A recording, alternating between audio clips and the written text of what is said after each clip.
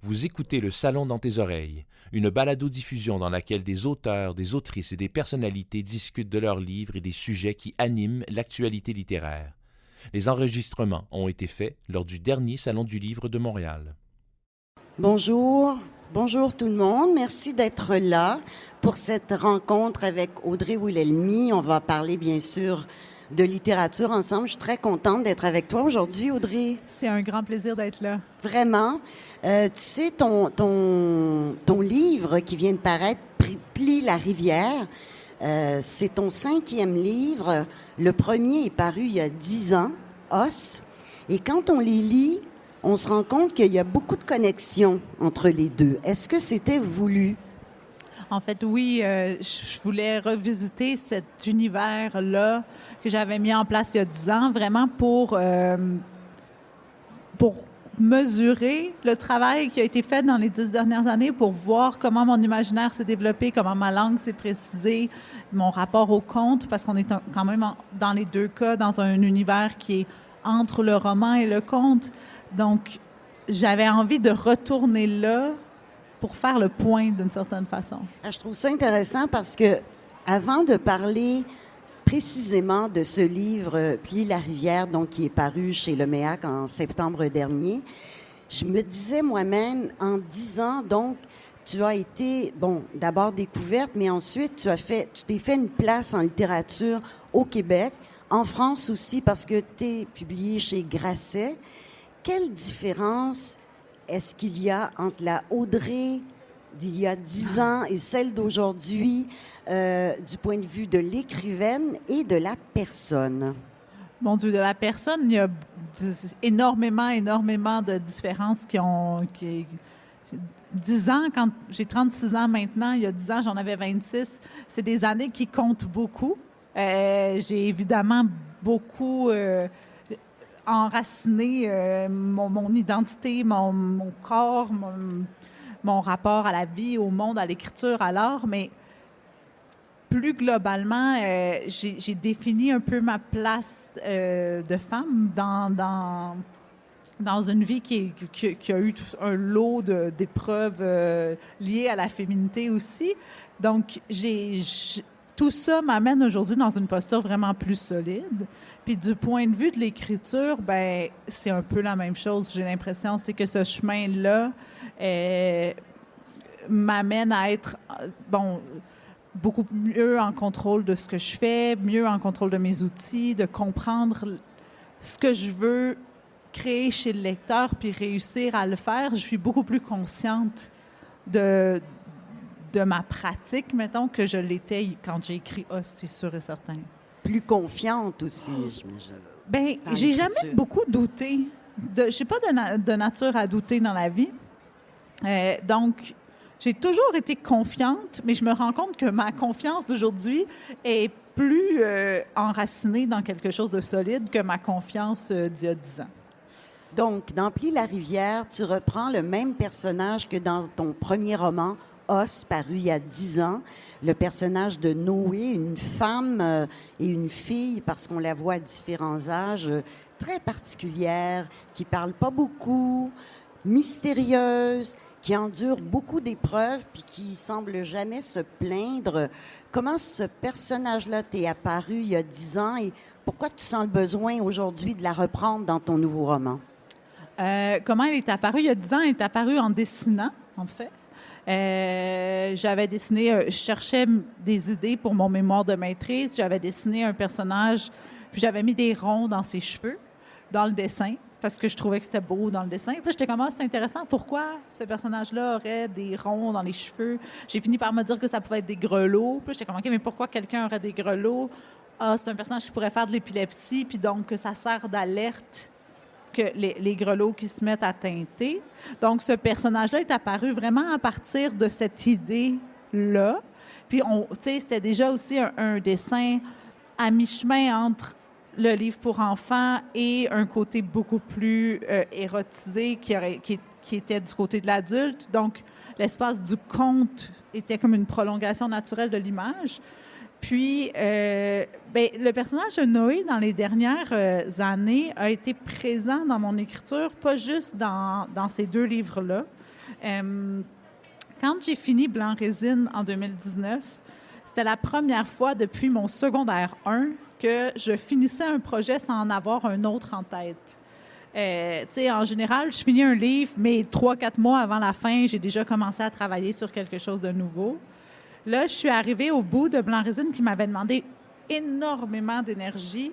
Oui, qui est beaucoup plus volumineux que tes autres livres, d'ailleurs. Hein? Oui, qui a un souffle qui est beaucoup plus long, qui a un rapport à la langue très particulier. Ça avait été très fatigant pour moi d'écrire ce livre-là. Puis je l'ai écrit, ça m'a pris plusieurs années avant de le mettre en place, mais je l'ai écrit très vite après.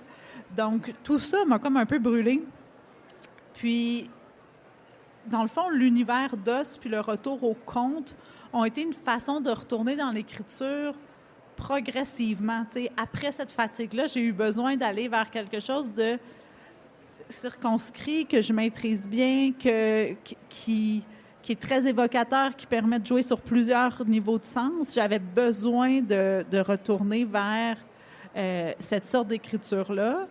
Puis, en ce moment, je suis en train de faire un roman qui va probablement être plus long que Blanc Résine. Mais tu sais, j'avais besoin de cette pause-là dans la création. Donc, dans Plie la rivière, cette Noé, ce personnage, ton héroïne, on la retrouve comme à deux époques de sa vie. Il y a une époque où elle est adulte, elle erre dans la forêt et elle va faire la rencontre d'un ours. Ils vont établir une relation très particulière. Et puis, on retrouve ce personnage de Noé, petite, d'ailleurs elle s'appelle la Petite, dans le village d'Os, où elle a grandi. Et là, elle fait la rencontre d'un vendeur de bonbons ambulants. Alors, ce désir de faire vivre ce personnage-là à deux époques de sa vie, pourquoi? En fait, au départ, je voulais travailler... mon idée de départ, c'était d'écrire la rencontre entre Noé et un ours. Mais le personnage de Noé, c'est un personnage qui est particulier parce qu'on n'a pas accès à son intériorité. Dans tous les romans sur lesquels je travaillais, on n'a pas accès à ses émotions, on a juste accès à ses actions, puis à l'interprétation de son entourage sur ses actions. Mais là, avec un ours, qui est aussi... Tu sais, Noé, elle a un caractère qui est assez animal, puis l'ours, étant un animal, mais il n'y a pas tant de capacité d'analyse d'émotions.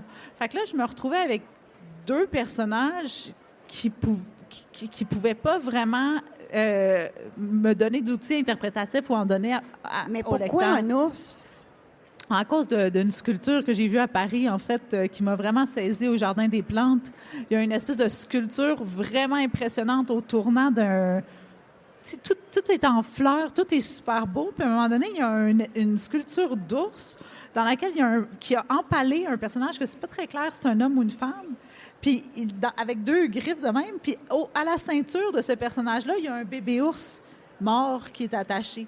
Fait que là, c'est assez saisissant, là. Tu sais, tu marches au Jardin des Plantes, t'es relax, puis là, il y a cette sculpture-là qui te saute d'en face.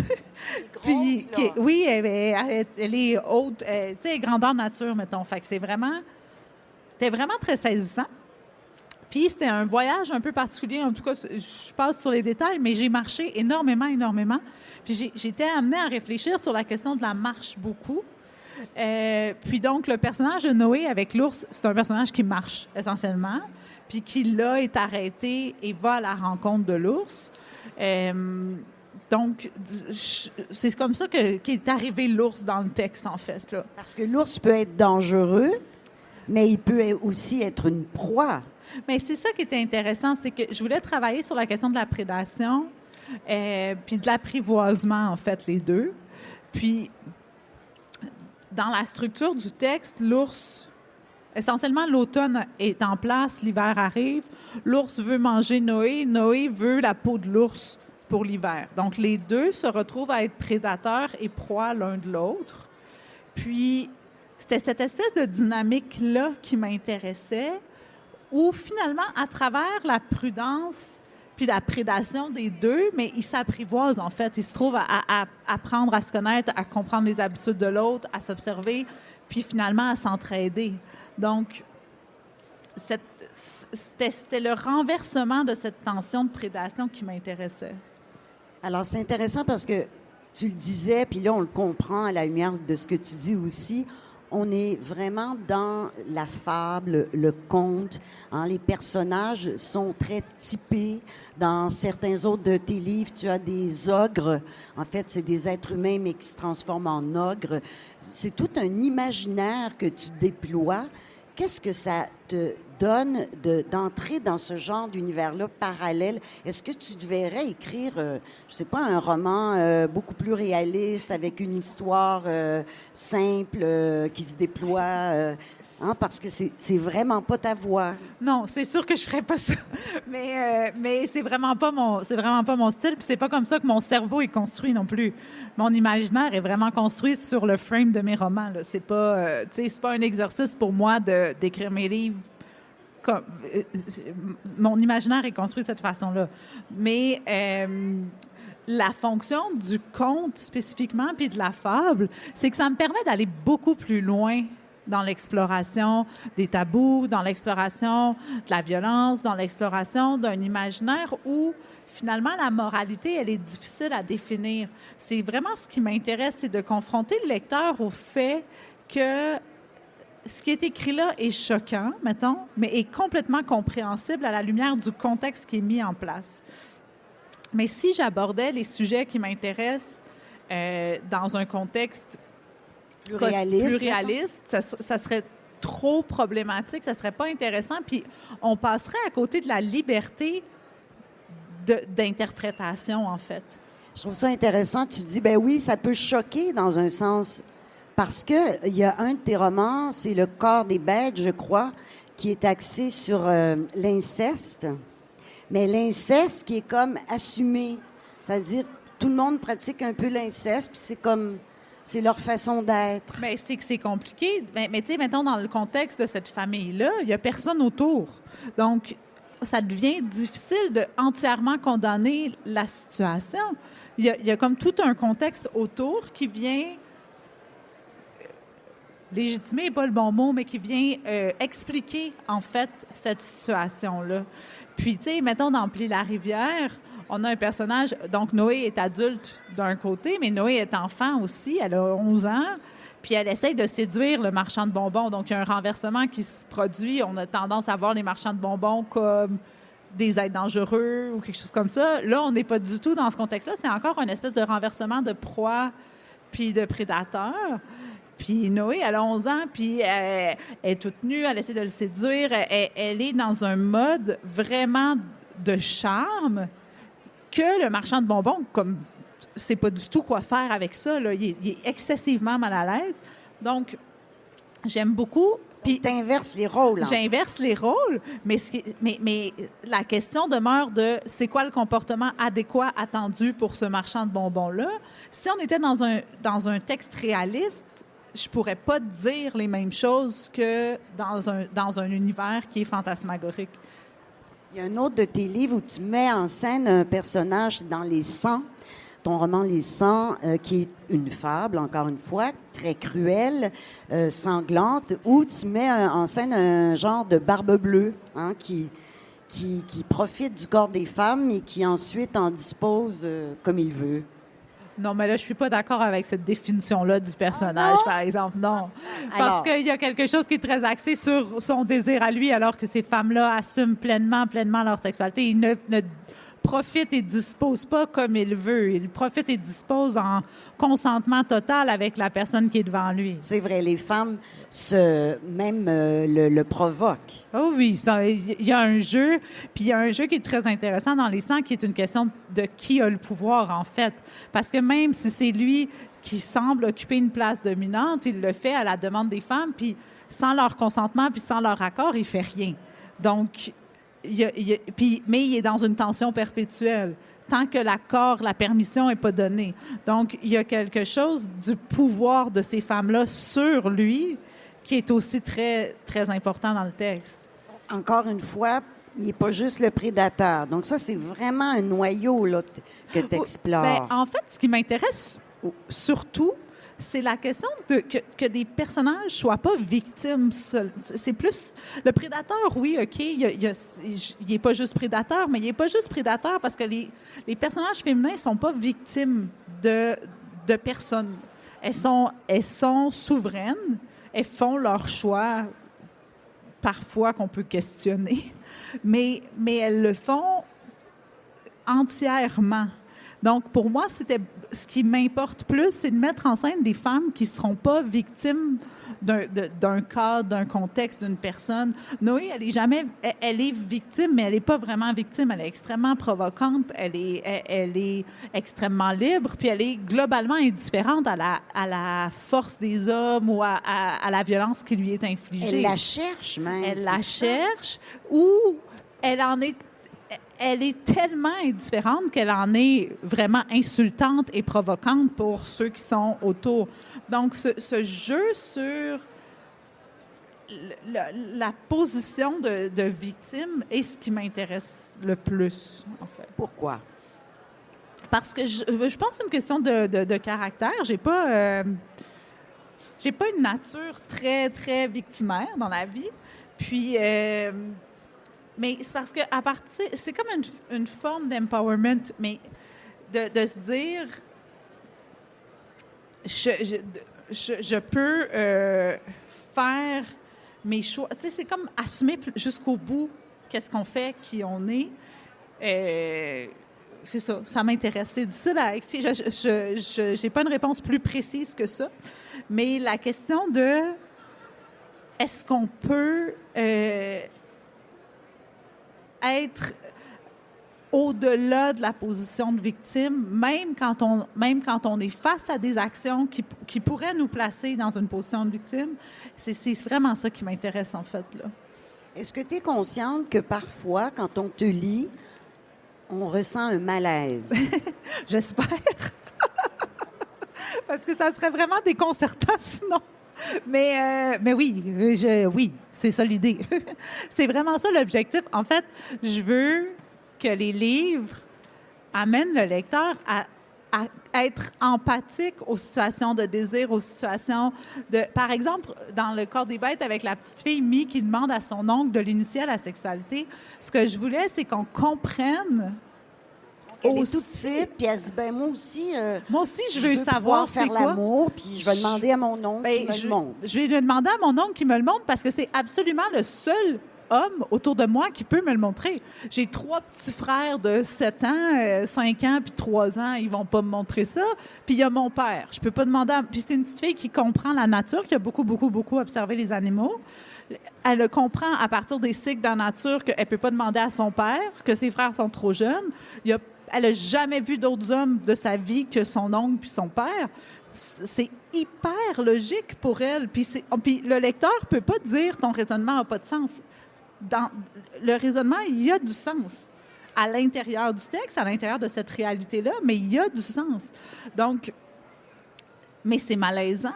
Puis, oui, c'est ce que je dis. Ben, c'est ça, mais c'est correct. C'est ça l'idée. C'est aussi d'amener à se rendre compte que les situations sont plus complexes qu'elles ne le semblent. C'est ça qui m'intéresse. Puis, tu sais, mettons, avec les 100, là, l'idée derrière ça... Bon, les 100, c'est 7 femmes qui demandent à leur mari de les tuer. On a les textes de ces 7 femmes-là, puis c'est le même mari à chaque fois. Fait que de fois en fois, on a aussi la voix du mari qui fait comme une liaison entre toutes les voix des femmes. Donc, chaque femme tient une espèce de journal où elle dit, où elle fantasme, parce que c'est pas toujours vrai, ce qu'elle vit avec son mari comme sexualité, etc. Ensuite, une fois qu'elles sont mortes, le gars prend la parole et là, lui donne son point de vue qui, des fois, contredit celui de la femme. En gros, peut-être. Oui, c'est une très bonne synthèse du roman, mais tu sais, ce qui m'intéressait là-dedans, c'est que ce soit excitant aussi, mais que ce soit excitant pour le corps, en étant rationnellement, c'est complètement débile, tu sais, d'avoir le cerveau qui se dit ça n'a aucun sens, c'est complètement absurde comme situation, et en même temps, le corps qui est excité, qui est comme, mais il y a quelque chose là-dedans qui est excitant. Puis, tu sais, ça a vraiment... Le meilleur exemple que j'ai pour ça, j'ai fait beaucoup de clubs de lecture après avoir écrit Les 100. Puis c'était surtout des clubs de lecture de femmes de peut-être 65 ans et plus, mettons, qui qui me demandait, tu sais, j'avais 27 ans là, quand je l'ai publié, puis qui était comme, comment ça, une belle jeune femme comme vous écrit quelque chose comme ça? Puis, ou qui me disait, il y a une scène là-dedans où il y a une chasse à courre dans la ville, il y a une des femmes qui est poursuivie par des chiens. Bon, puis là, ça m'a tellement choquée, j'ai trouvé ça tellement dur. Puis là, les madames, ils étaient comme toutes ensemble dans cette espèce d'émotion-là, mais toutes, ça a vraiment été drôle, une par une, au moment ils ont fait dédicacer leur livre. Puis là, ils me disaient, moi, je voulais pas le dire devant les autres, mais c'était ma scène vraiment préférée. Puis j'étais comme, je le sais, c'est normal, c'était ça le but, c'est excitant en même temps. Ça a pas de bon sens, c'est violent, mais il y a quelque chose là-dedans qui est excitant aussi. Fait que cette espèce de tension-là, elle génère un malaise parce qu'on n'aime pas tant que ça être excité par quelque chose qu'on sait qu'il n'y a pas de bon sens. Donc, j'aime beaucoup jouer avec cette émotion-là. Donc, sexualité exacerbée, violence. Les animaux, on en parlait, le rapport avec l'ours, mais les animaux aussi sont partout dans tes livres. C'est important, ce lien-là de l'humain avec l'animal. Mais en fait, les humains sont des animaux, là. Tu sais, je veux dire, il y a cette dimension-là qui est vraiment importante pour moi, c'est que de penser l'humain hors de son animalité n'a pas de sens. Ça veut dire que ça le place juste dans l'industrialisation, puis on le voit, ça fait perdre un sens qui est essentiel à la nature, aux éléments, à son corps, à soi, à l'autre. Donc, les animaux sont là, mais ils sont là pour prolonger, en fait, la place de l'humain, puis pour la clarifier dans cette espèce de cycle beaucoup plus vaste que l'humain tout seul avec d'autres humains. Mais c'est ça. Donc, il y a toujours ce rapport prédateur puis proie qui revient. Donc, il y a la forêt aussi. Donc, les animaux, tu vas me dire, ça va avec la forêt, mais la forêt en tant que telle, je dirais, est presque un personnage dans tes livres. Oui, surtout dans Blanc-Résine, puis un peu dans Plis-la-Rivière, mais dans Blanc-Résine, c'était vraiment un personnage important qui se fusionne avec l'humain éventuellement. Je ne sais pas pourquoi. La forêt est comme un territoire amplifié des cycles. Ils sont particulièrement exacerbés dans la forêt, je trouve. Puis, il y a quelque chose qui est à la fois fermé et protecteur avec la forêt qui m'intéresse. Mystérieux aussi? Bien, mystérieux, mais tu sais, mes personnages, ils sont en contrôle de la forêt. Ils n'ont pas peur dans la forêt. Mais je pense que la forêt est devenue vraiment importante pour moi après que j'ai publié en France. Parce que j'ai beaucoup parlé avec les Français, puis les Français ne comprennent pas c'est quoi une forêt. Je m'excuse, là, mais comme...